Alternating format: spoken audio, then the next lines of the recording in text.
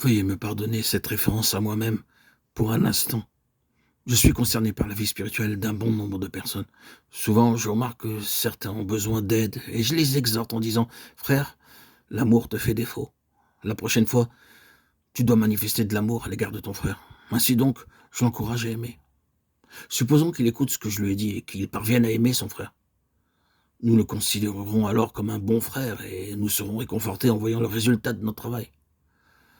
Et cependant, ce que ce frère a manifesté, c'est son propre amour et non pas Christ.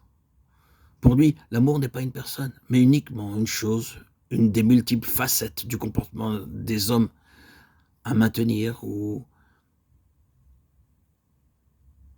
à recevoir de manière charnelle. C'est ce que j'appelle le savoir-vivre chrétien, car il met en valeur certains aspects de la bonne conduite des hommes, la bonne attitude à avoir, la bonne éducation. Mais en fait, ici, c'est l'homme charnel, c'est le vieil homme qui œuvre, qui interroge, qui pense, qui prie, qui croit, qui reçoit, qui espère et parvient à résoudre cette question de l'amour. Il fabrique de l'amour, une attitude d'amour. C'est pourquoi je dis que l'amour dans sa vie n'est qu'une chose, une façon de se conduire. Mais, frères et sœurs en Christ, il en est tout autrement lorsque l'amour est Christ. Bien-aimé, l'amour c'est Christ et non pas moi. L'amour est donné, offert par Christ, reçu de Christ. C'est à moi de l'accueillir. Je ne peux pas édifier des murs d'amour. Ce ne serait pas de l'amour.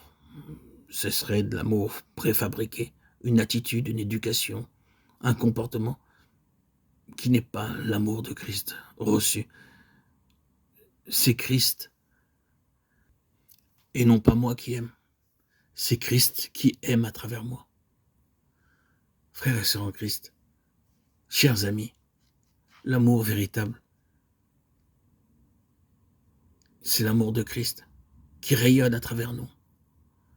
Si nous l'avons reçu, nous allons transmettre et communiquer cet amour à tout notre entourage, notre voisin, notre collègue, notre famille. Cet amour rayonnera dans notre vie, à travers notre visage, dans notre attitude, dans notre comportement. Ce sera l'amour de Christ et non une attitude, un comportement à avoir qui provient de l'homme charnel, de l'intellect, une attitude mentale.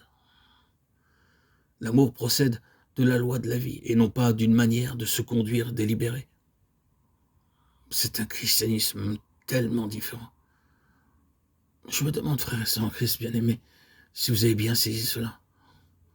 Que ressentez-vous quand, après avoir aidé un frère, une sœur à marcher avec le Seigneur, vous apprenez bien plus tard qu'il est toujours occupé avec les choses du christianisme?